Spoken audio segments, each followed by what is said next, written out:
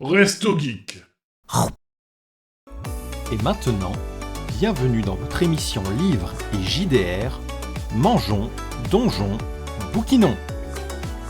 Je vais commencer par vous parler d'un manga que j'ai découvert, je sais plus, fin août, septembre. Et depuis, j'ai lu les 10 premiers tomes. Il y en a 13 de sortie. J'adore. Et je vais vous montrer à l'écran juste le premier tome. Et on va parler des carnets de l'apothicaire.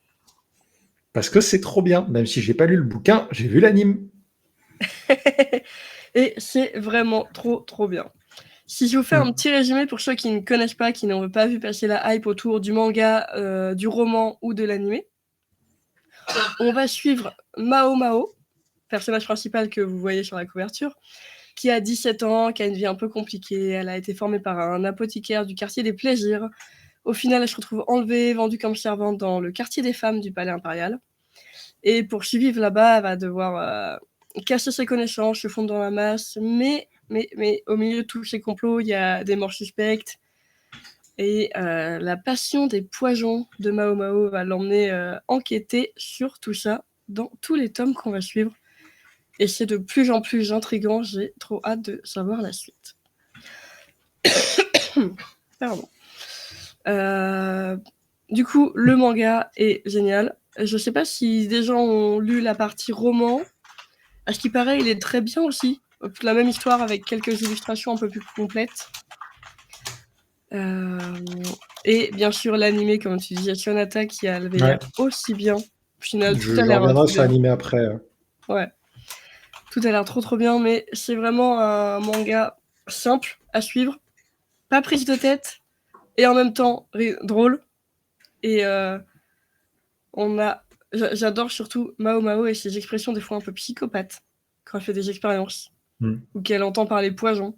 T'es là, tu la regardes, tu fais qu'est-ce qu'elle va nous sortir encore comme connerie. Elle est à fond dedans. Les dessins sont magnifiques. Je ne saurais pas quoi vous dire de plus sans le spoiler. Parce que je dirais que c'est un. Alors, côté, moi, je peux donner mon avis que sur l'anime, donc tu pourras peut-être m'éclairer sur une partie sur laquelle je ne sais pas encore, ou peut-être que ça viendra plus tard dans le manga. Parmi les points forts, en effet, je trouve que les personnages sont vraiment très très bien, dans le sens où ils sont tous suffisamment différents et intéressants. Ça parle de la cour de l'empereur de Chine, ce qui du coup est un truc qui me passionne depuis que je suis gamin avec ma grand-mère, qui m'a appris l'amour de la culture de Chine à l'époque impériale, enfin à la très très longue époque impériale. Et donc du coup, ça parle de relations entre courtisanes, entre femmes de l'empereur, et du coup de la place particulière de ce personnage principal qui est un peu entre tout le monde, qui n'existe pas vraiment à leurs yeux, mais qui va prendre de l'importance. Elle a son tempérament qui fait que du coup, elle est majoritairement en position de force, qui la rend très attachante, et vraiment elle commence à avoir des relations souvent un peu ambiguës avec des personnages. Ça tend un petit peu vers le shoujo sans jamais creuser la limite, et j'espère que ça dépassera pas, parce que je trouve que c'est suffisamment intéressant comme ça, et on s'intéresse aux personnages sans forcément vouloir aller plus loin dans la romance.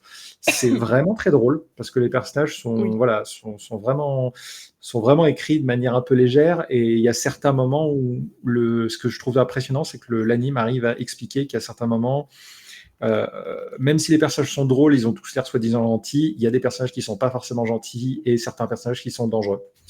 Par contre, côté anime sur cette première saison, ça manque d'un fil rouge. On regarde les épisodes, franchement, on les a mangés comme du popcorn, mais il n'y a pas de fil rouge. Le personnage est là, le personnage fait son taf, et pour l'instant, il n'y a rien qui nous amène à avoir un scénario. Alors, est-ce que ça change dans le manga, ou est-ce que du coup, au final, c'est une collection de scénettes pour nous amener à quelque chose ou pas? Ou est-ce que, j'espère, on aura un fil rouge? À part un moment, on a un léger fil rouge pendant plusieurs épisodes, avec la famille de l'héroïne, mais c'est tout. C'est tout. Mais par exemple, sur l'anime, ça arrive vraiment à la fin de l'anime, je dirais, sur les 3 derniers épisodes. Tout le reste, c'était des épisodes indépendants, un peu comme on regarderait un Ranma 1/2, par exemple. Et c'est pas dans le mauvais sens du terme. Je vois ce que tu veux dire. Je pense qu'on a un peu le même sentiment sur les 4-5 premiers tomes, on va dire, où tu vois un peu tout ce qui peut se passer dans les différentes maisons du palais et les intrigues autour. À partir du 6e tome, on va dire, t'as un fil rouge qui arrive, qui est encore léger, je trouve, mais qui s'approfondit de plus en plus au fur et à mesure des tomes.